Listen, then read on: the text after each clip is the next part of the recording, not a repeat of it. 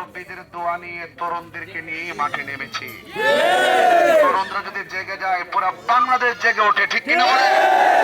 এই জন্য তরুণদের স্পৃহা আর মুরব্বীদের আশীর্বাদ, মা বোনদের আশীর্বাদ এবং সবার দোয়া নিয়ে আজ আমি আমবাগানে একটু দায়িত্বহীন ভাষায় বলতে চাই, আমরা 12 তারিখে মোমবাতিতে ভোট দিবেন এবং আপনাদের সকলকে আশ্বস্ত করতে চাই, আমাকে যেভাবে আপনারা গর্ব করে বলেছেন যে এমপি হওয়ার আগে আমার কাছে কিছু চাইবেন না, এমপি হওয়ার পর আপনারা আমার কাছে চাইবেন, আমিও আপনাদের কাছে বলে দিতে চাই, আমি আপনাদের সমস্যাগুলো আপনাদের কাছ থেকে ফাইন্ড আউট করে আপনার সমস্যা আপনি তুলে ধরবেন। আপনার সমস্যার সমাধান করার জন্য আমি যদি প্রতিনিধি হতে পারি, প্রত্যেকটা সমাধান করার জন্য আপনাকে নিয়ে আপনার সমাজের সমস্যা সমাধান করবো ইনশাআল্লাহ।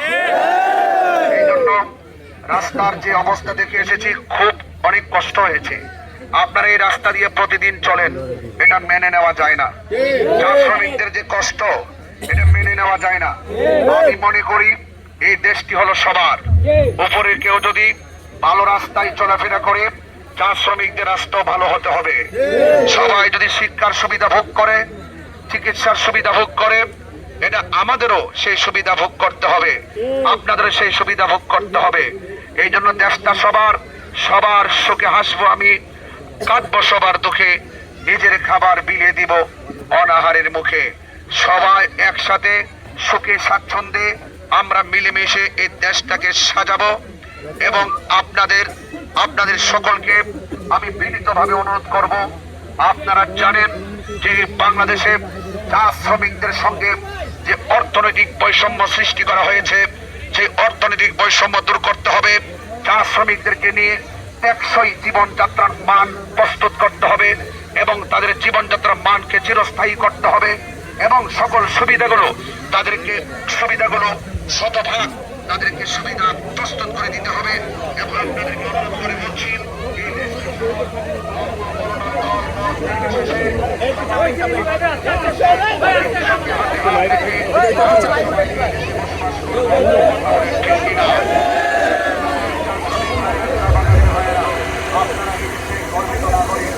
আপনাদের মাধ্যমে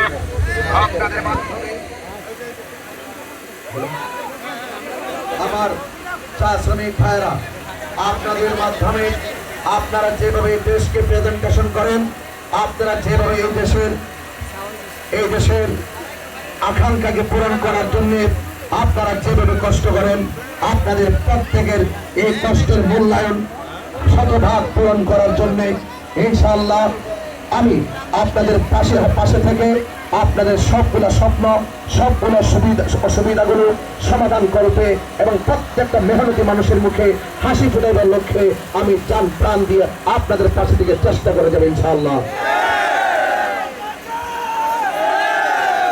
আমার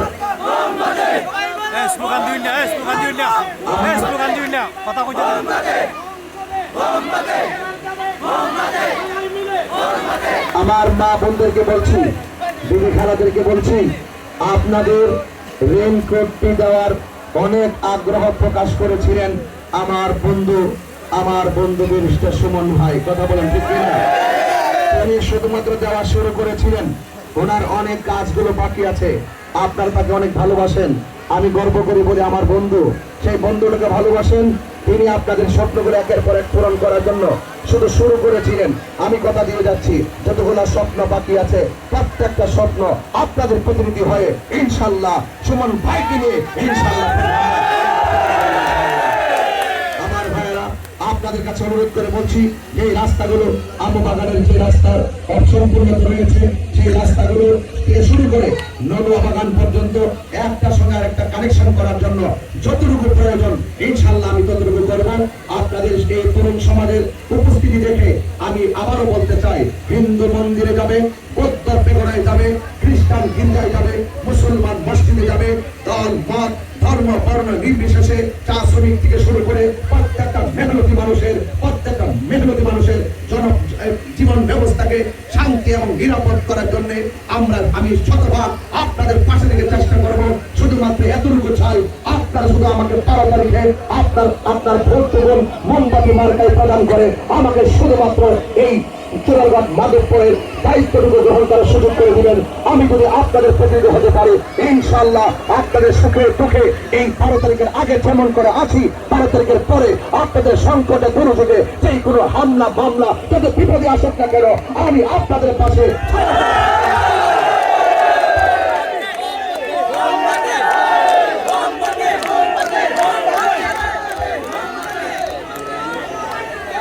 আপনারা কোনো ভয় পাবেন না, আমি আপনাদের সাথে আছি ইনশাআল্লাহ।